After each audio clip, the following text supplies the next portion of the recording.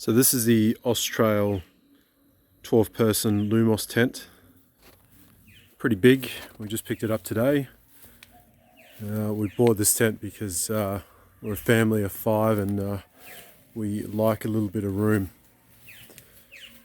Pretty easy to set up. One of the fast setup tents. Probably took me about 10 minutes by myself, which isn't too bad. As you can see, it's quite a large tent. Around about 6 meters by 2.2 meters wide. Let's do a bit of a walk around the whole thing. Then we'll have a bit of a look inside. It's got the dark block out material from Oztrail, and as you'll be able to see in a minute, it's quite good at blocking out the light. They claim it's going to be up to 10 degrees cooler inside, so we'll have a bit of a look. I'm just going to try and actually get it open here. Let's have a bit of a look inside, see how dark it actually gets. Zip that up.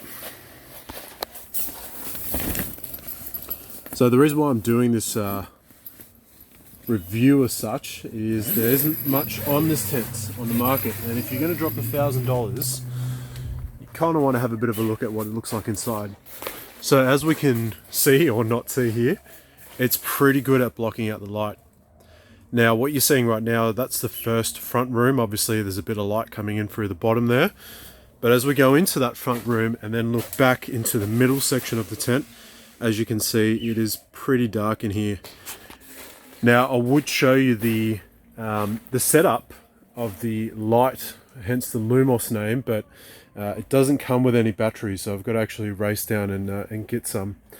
But at the moment I've got both the sides closed to the other sections of the tent.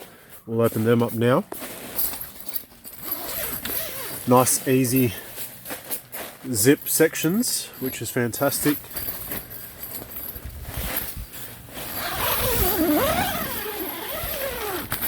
So it opens up into the other section, and pretty good there. Now what I love about these sections here is it actually zips right up, and it's got a handy little stowaway in the corner here, so it's nice and neat. So plenty of room in here. That's just 2 sections of the tent, and then you got a third there, which is a little bit harder to see, but pretty amazing. What I'll do is I'll open up the tent and you can have a bit of a look inside afterwards. So what I've done is I've actually just unzipped a couple of the windows, as you can see. So just on one section, and what I want to show is actually how dark the other section can still remain. So if you have a little one that you want to have a bit of a sleep in the daytime, but you don't want to close up the whole other rest of the tent, you can definitely do that. So let's have a bit of a look. So you can see it stays quite dark, and that's without the windows being fully zipped down. So you can see just the outside of the dark room block out material that's been lifted up. So quite light in here, and obviously if we want to make it even lighter, we simply just take this and zip them all the way down.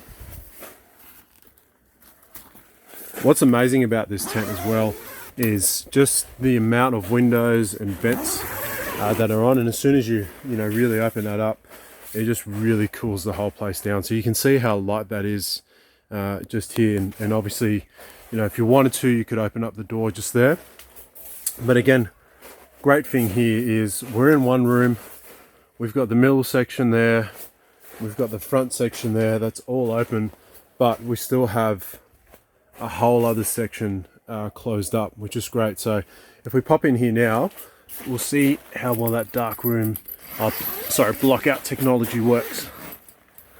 So let's open that up,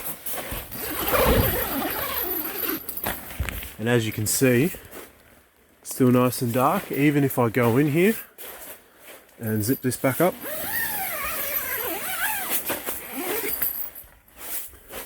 other than that vent being open right there, it would still be pretty dark in here. And it's not too hot because of that venting system it's got on the outside. It's actually quite cool in here. It's about 3 o'clock in the afternoon. It's quite muggy, quite warm, but it's actually not too bad in here. Plenty of head height. I know it's a bit hard to see in here, but plenty of head height. I'm 6'4", I'm standing up quite comfortably, which is nice. But what I'll do is I'll take off the block out section so you can have a bit of a better look at the actual frame of the tent and how it's set up.